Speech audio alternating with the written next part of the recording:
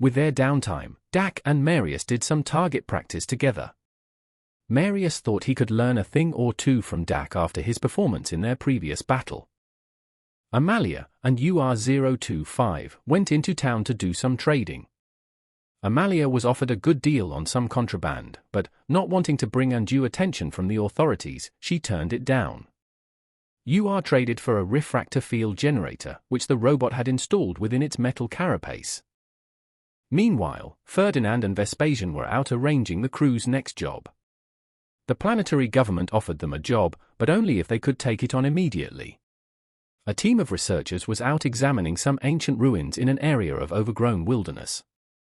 The government had lost contact with them, so a message would need to be delivered in person in order to reach them. As the wilderness in question could be rather dangerous, this job was being outsourced to any group willing to risk the danger. Ferdinand accepted, and his crew were given private transportation to the outskirts of the wilderness, where they would have to traverse the overgrown ruins to deliver their message to the lost researchers. Before long, Ferdinand's crew encountered a band of organized mercenaries who had, for reasons unknown, been hired to prevent their passage. A group of 7 mercenaries, armed with lasguns and autoguns, clustered behind some nearby ruins. Off to their right, a lone freelancer, with much higher-end weaponry, would go with a stealthier approach. Marius, Amalia, and Dak took cover in the nearest ruins. They planned to give cover fire with their long-ranged weapons. To their left, Ferdinand and Vespasian would try to sneak past the large group of mercenaries and move through the area to deliver their message to the stranded researchers. In the event they were spotted, they intended that UR could draw fire from the enemy while they made their escape. However, the canny freelance mercenary was expecting this and was positioned to intercept the messengers. It looked like Ferdinand and his crew would need to fight their way through the mercenaries if they were going to succeed in their mission. The freelancer advanced carefully, making sure to keep some rubble between he and his adversaries. Some of the other mercenaries advanced more quickly, nearby to his left. The rest of the mercenaries also advanced quickly, moving around the building in front of them, followed by their lieutenant.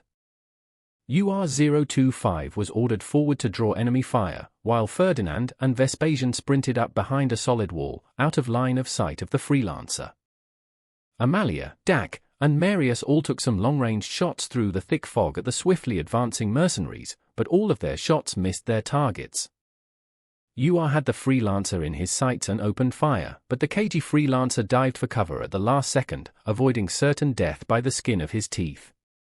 The freelancer rolled into a crouch and brought his weapon up to fire back at the robot, but his shot just missed. The mercenaries again advanced rapidly, while staying in the cover of the ruins.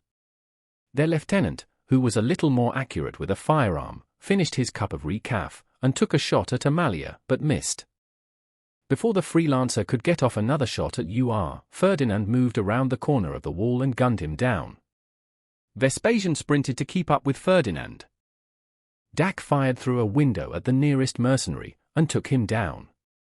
Marius and Amalia continued to fire at the mercenaries, but the rubble protected them. However, the hail of fire must have unnerved at least one of the mercenaries, who panicked and fled. Dak continued his rapid firing, killing the next closest mercenary.